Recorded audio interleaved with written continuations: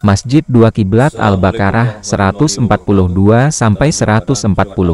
Ayat 142 sampai dengan 145 ini membicarakan tentang pemindahan arah kiblat yang dari semula menghadap Baitul Maqdis arah utara Madinah, kemudian menghadap selatan menuju Masjidil Haram. Peristiwa ini terjadi pada bulan Rajab 2 Hijriah ketika Rasulullah mensolatkan salah satu keluarga Bani Salamah. Rasulullah sholat zuhur di Masjid Kiblatain, ini yang disebut dengan Masjid Dua Kiblat. Sewaktu 2 rakaat sholat zuhur, datang perintah dari Allah melalui malaikat Jibril.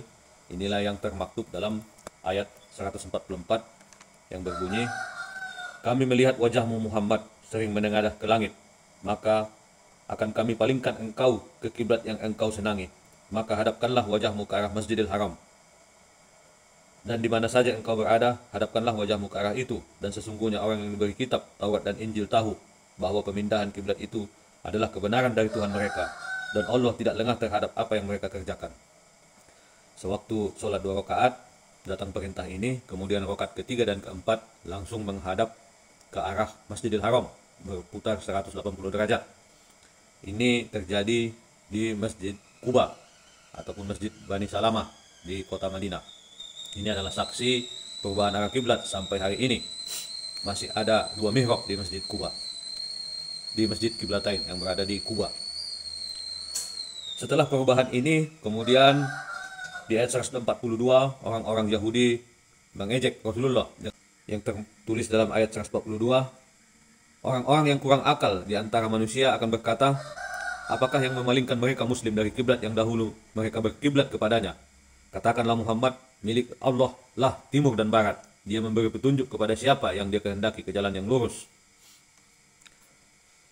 Setelah perubahan itu, Yahudi mengejek tentang perubahan arah kiblat ini, dan Allah memerintahkan kepada Rasulullah untuk mengatakan, milik Allah lah timur dan barat. Dia memberi petunjuk kepada siapa yang dia kehendaki ke jalan yang lurus. Karena sebenarnya pada ayat 143 tertulis, "Dan demikian pula kami telah menjadikan kamu umat Islam, umat pertengahan, agar kamu menjadi saksi atas perbuatan manusia, dan agar Rasul Muhammad menjadi saksi atas perbuatan kamu. Kami tidak menjadikan kiblat yang dahulu kamu berkiblat kepadanya, melainkan agar kami mengetahui siapa yang mengikuti Rasul dan siapa yang berbalik ke belakang. Sungguh pemindahan kiblat itu sangat berat, kecuali bagi orang yang telah diberi petunjuk oleh Allah. Dan Allah tidak akan menyia-nyiakan imanmu. Sungguh Allah Maha Pengasih dan Maha Penyayang." Justru peristiwa pemindahan ini adalah saksi bahwa siapa yang mengikuti Rasulullah dan siapa yang berbalik ke belakang. Ini adalah salah satu momentum untuk menguji kembali siapa yang mengikuti Rasulullah. Kemudian di ayat 145 dikatakan, "Dan walaupun engkau Muhammad memberi semua ayat keterangan kepada orang-orang yang diberi kitab itu, mereka tidak akan mengikuti kiblatmu, dan engkau pun tidak akan mengikuti kiblat mereka. Sebagian mereka tidak akan mengikuti kiblat sebagian yang lain. Dan jika engkau mengikuti keinginan mereka setelah sampai ilmu kepadamu, niscaya engkau termasuk orang-orang yang zalim." Inilah yang peristiwa yang terjadi dan ayat-ayat yang turun pada saat pemindahan arah kiblat dari Baitul Maqdis Al-Quds menuju Masjidil Haram di Makkah. Demikian, Assalamualaikum warahmatullahi wabarakatuh. Nubuat Rasulullah Assalamualaikum Al-Baqarah warahmatullahi 146 sampai 157. Surat Al-Baqarah ayat 146. Orang-orang yang telah kami beri kitab, Taurat dan Injil mengenal Muhammad seperti mereka mengenal anak-anak mereka sendiri. Sesungguhnya sebagian mereka pasti menyembunyikan kebenaran, padahal mereka mengetahuinya. Di sini Allah mengatakan bahwa Bani Israel dan Nasrani mengetahui akan kedatangan dari Nabi Muhammad, tentang nubuat Nabi Muhammad. Dalam Taurat, kitab Ulangan 18 dan 33, ini disebutkan akan datang seorang Nabi. Begitu juga dalam Injil Yohanes, kisah yang dituturkan oleh Yohanes dalam bahasa Yunani disebutkan Periklutos ataupun penolong ataupun yang terpuji. Jadi kelak kedatangan Nabi Muhammad ini mereka sudah menunggu. Namun karena bukan dari kalangan mereka, tapi dari saudaranya Israel ataupun dari saudaranya Musa, mereka tidak menerima ini. Tapi dari keturunan Nabi Ismail, bukan dari Ishak. Itulah ayat 146. Kemudian ayat 147, kebenaran itu dari Tuhanmu, maka janganlah sekali-kali engkau Muhammad termasuk orang-orang yang ragu. Ayat 146, 149, dan 150 masih membahas tentang arah kiblat untuk menghadapkan wajah ke arah Masjidil Haram. Kemudian di ayat 151, sebagaimana kami telah mengutus kepadamu seorang Rasul Muhammad dari kalangan kamu yang membacakan ayat-ayat kami, menyucikan kamu, dan mengajarkan kepadamu kitab, Al-Quran, dan hikmah sunnah, serta mengajarkan apa yang belum kamu ketahui.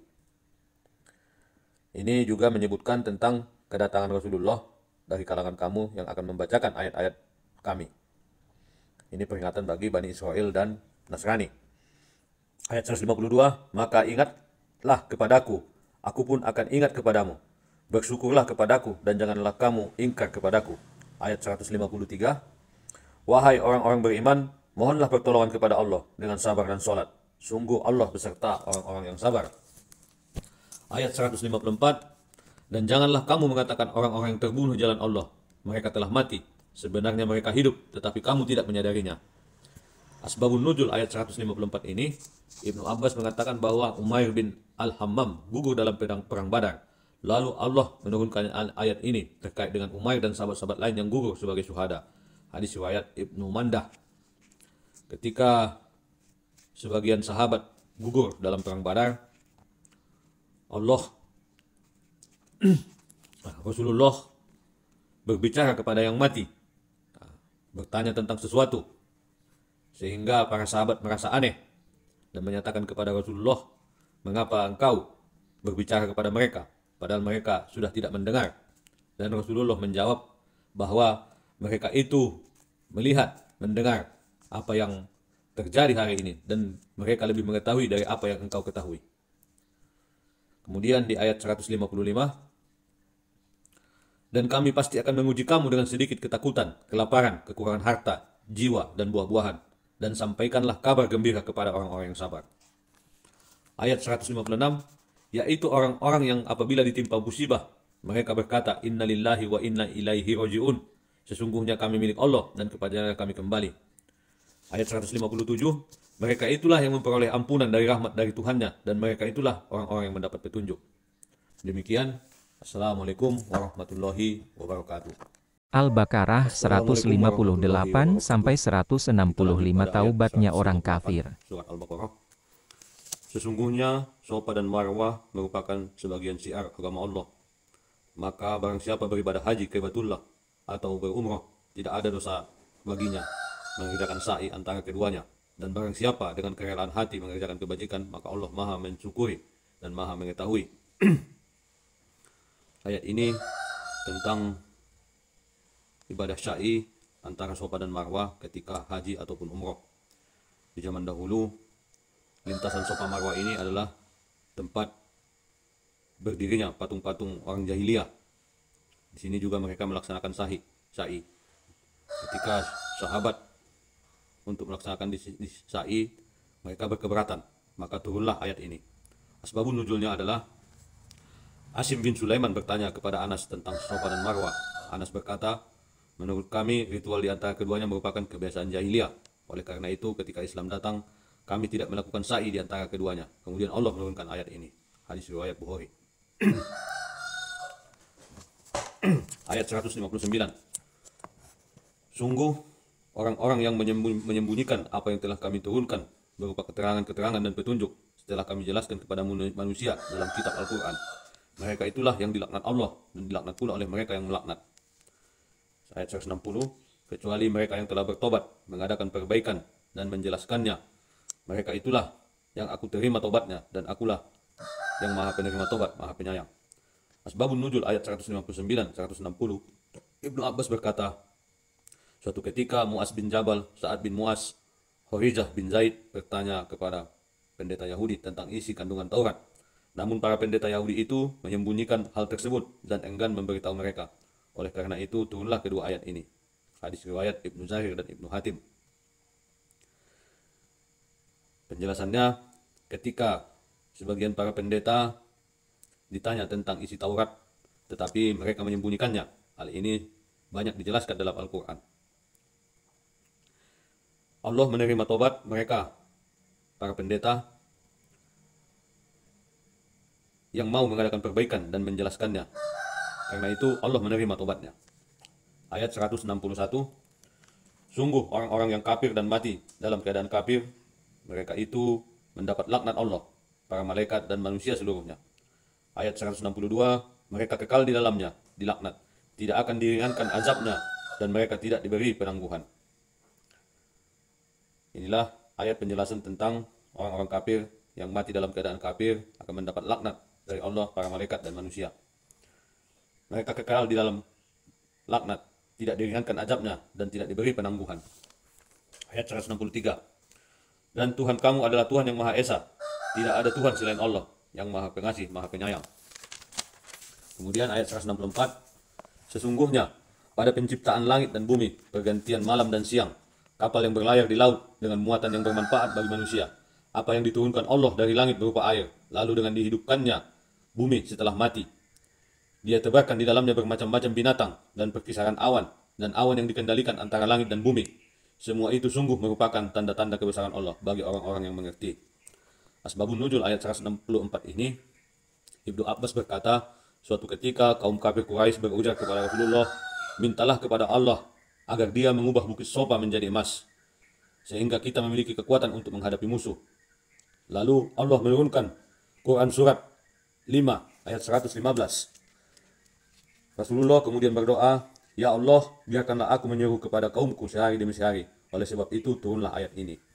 Quran surat 5 ayat 115 adalah surat Al-Maidah yang berisi ketika pengikut Nabi Isa meminta kepada Isa untuk menurunkan hidangan dari langit kepada Nabi Isa. Nabi Isa menjawab, bertakwalah kepada Allah jika kamu orang-orang beriman, di ayat 112 surat Al-Maidah. Ayat 115 Allah berfirman, sungguh aku menurunkan hidangan itu kepadamu, tetapi barang siapa kafir di antara kamu setelah turun hidangan itu, maka sungguh aku akan mengazabnya dengan azab yang tidak pernah aku timpakan kepada seorang pun di antara umat manusia ataupun seluruh alam. Ini cerita tentang pengikut Nabi Isa, salah satunya Yudas Iskariot yang mengkhianati Nabi Isa, sehingga dalam penyaliban itu Yudas Iskariotlah yang disalib, diubah Allah wajahnya menyerupai Nabi Isa. Inilah yang dikatakan, aku akan mengazabnya dengan azab yang tidak pernah aku timpakan kepada seorang pun di antara umat manusia. Ketika di ayat 164 ini, mereka kafir Quraisy menginginkan bukit Sofa itu diubah menjadi emas, tetapi Rasulullah tidak mau dan mengatakan, ya Allah, biarkan aku menyeru kepada kaumku sehari demi sehari. Rasulullah tidak mau menunjukkan Allah mampu untuk mengubah emas, mengubah bukit Sofa menjadi emas, seperti halnya ketika pengikut Nabi Isa meminta hidangan dari langit. Pada waktu itu Allah mengabulkannya, tetapi dengan bersyarat siapa yang mengkhianatinya akan diazab Allah, seperti azab yang tidak pernah ditimpakan kepada manusia sebelumnya. Ayat 165, dan di antara manusia ada orang yang menyembah Tuhan selain Allah sebagai tandingan yang mereka cintai seperti mencintai Allah. Adapun orang-orang yang beriman sangat besar cintanya kepada Allah. Sekiranya orang-orang yang berbuat zalim itu melihat ketika mereka melihat azab pada hari kiamat bahwa kekuatan itu semuanya milik Allah dan bahwa Allah sangat berat azabnya, niscaya mereka akan menyesal. Demikian ayat 165. Assalamualaikum warahmatullahi wabarakatuh.